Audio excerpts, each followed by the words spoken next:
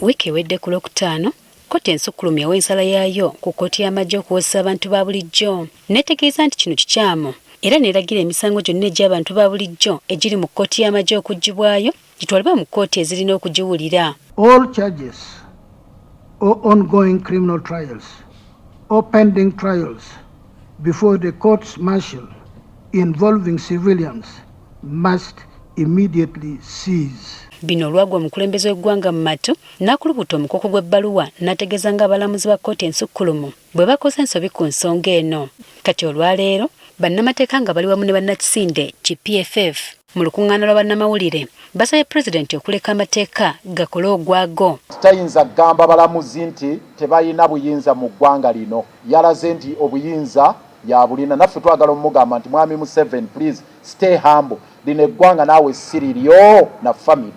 Era mu kiwandiiko kino pulezidenti yategeezezza nga bwe bagenda okutandika ku kaweefube ow'okukyusa mu tteeka lya UPDF Act 2005.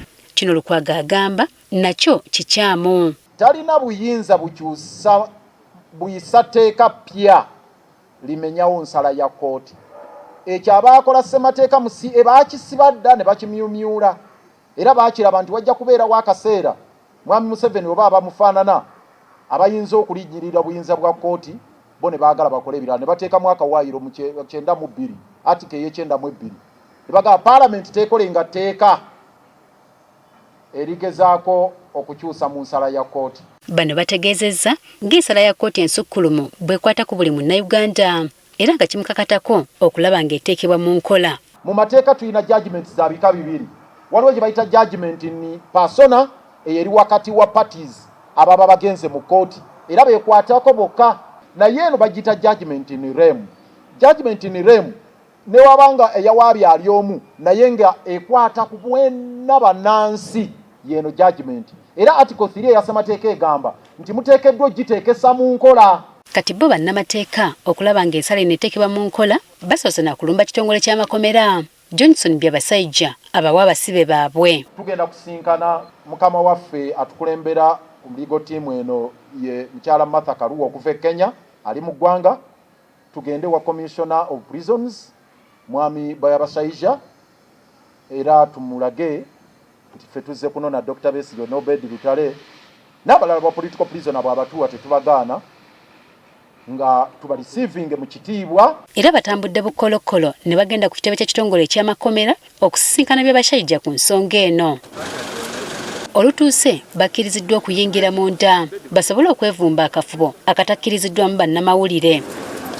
Oluvannyuma lw'okukulungulayo akaseera batubulidde bimu ku bituukiddwako. Akkiriza naye nti tewakyali tteeka mwasibira Dr. Besigye era ye ku Lwokutaano yakubira n'Attorney General essimu namugaa kati Supreme Court esazeewo bweti nkole ki nga nze ali wano akuumye Dr. Besigye n'abalala nga kooti esazeewo bweti.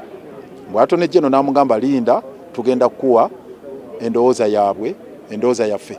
Eyo opinion ya Attorney General gye yamugamba. Kati bano bagamba nti singa abantu baabwe tebayimbula olwaleero guno guba musango mulala. Once a warrant expires, any continued detention is illegal and contrary to the law, a violation of the Constitution, a violation of the orders of the Supreme Court. Era beeyongeddeyo ku ofiisi y'Ssabawaliza wa gavumenti Kiryowa Kiwanuka abannyonnyola lwaki abantu baabwe tebannayimbulwa. Kyokka eno bwe batuukiddeyo tebasobodde kumusanga mu ofiisi. Kati tekinnamanyika oba nga abasibe abadde bawozebwa mu kkooti y'amagye banakkirizibwa mu kkooti z'abantu ba bulijjo oluvannyuma lw'ebbaluwa omukulembeze w'eggwanga gye yawandiika. Jennifer Kabaale agafeeyo ku Spark TV.